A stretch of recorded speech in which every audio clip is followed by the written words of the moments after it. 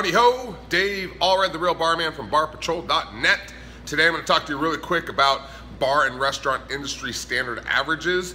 6 out of 10 bars I go and speak with the owner and manager, they're not even tracking their pour cost percentage, their prime cost percentage, anything like that, and they're not even doing a profit loss statement at the end of the month. They're just kind of flying by the seat of their pants. So whether that's you, if you don't have anything in place, or you do have something in place but you want to see where you compare to where you're supposed to be at, I'm going to go over that really quick right now. We're going to head to the computer, go through the slideshow, and then you can click the link under this video and get a PDF so you can print it out, put it on your wall, whatever you got to do to get to those industry averages and make sure you're making the right profits. It's not going to be perfect for every bar. If you're fine dining or casual, it's going to be a little bit different, but this will give you a benchmark that you can follow. So let's head to the computer right now. Make sure to subscribe to my YouTube channel for more cool stuff, and I'll see you at the computer. Let's go. Okay, welcome to the slideshow. This should go pretty quick. We're going to talk quickly about the industry standards, what your pour cost percentages should be inside the bar and restaurant, and where you rank inside these numbers. These are the target benchmarks you need to hit to be successful. And as it says here, although the numbers might bore you or even make you want to pull your hair out by the roots, they're the key to your success. It's like using a roadmap, and by analyzing where you're at, you're able to adjust your course to get where you need to be. And this is all about, if you don't measure it, you can't monitor it, and if you don't monitor it, you can't improve your situation, and why the hell are you in business?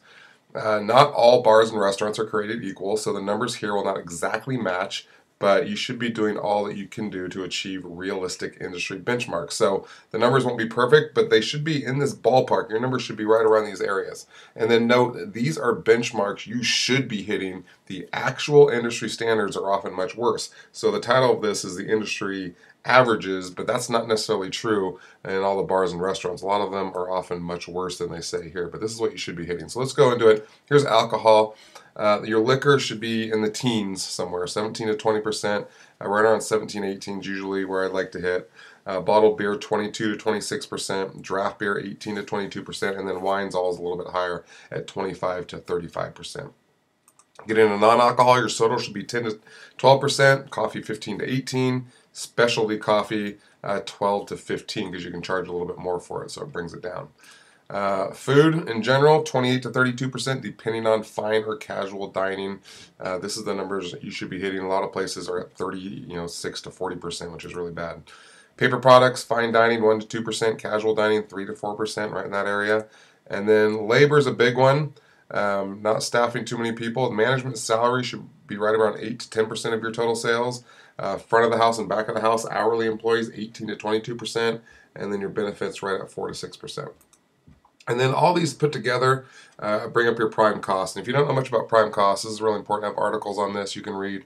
They're COGS plus payroll divided by sales. COGS, cost of goods sold, and then you divide it by your total sales. So prime cost is the key indicator, and if you could only choose one metric to measure how well financially you're doing in the bar and restaurant, prime cost would be the one. It factors in the three major costs put together, food, alcohol, and labor, and gives you the biggest opportunity to see where you're at and the main areas to improve on. And control is the main word to use here. Control your food, alcohol, and labor, and then your profits will rise. It's just a formula that works every time. And then your occupancy, we talked about location, one of the other videos. You want to make sure your rent isn't too high, 4 to 7%, taxes and miscellaneous, 3 to 4%, and that your total occupancy is 10% or less. And then occupancy includes all of these down here listed that you can see there. And then we talk about sales per square foot, your annual sales divided by the square footage of your establishment. And you can get a general benchmark here. If you're at $200 per square foot or less, you're losing money or very low. The break-even point or average is 200 to 250. Modest profit, 250 to 400, and then high profit is $400 per square foot or higher. So a lot of people don't figure this, but it's nice to know what you're making per square foot. That also helps you figure out your occupancy. So visit barpatrol.net. You can click on the resource tab once you get there to download this industry standards. So you have it all, and you can download a PDF, and you can print it out, hang it on your wall, whatever you got to do to make sure you're hitting these industry standards. So visit me there. You can also visit me at therealbarman.com. Subscribe to my YouTube channel for more cool stuff. I am Dave Allred, the Real Barman from barpatrol.net. I'm out. See you soon.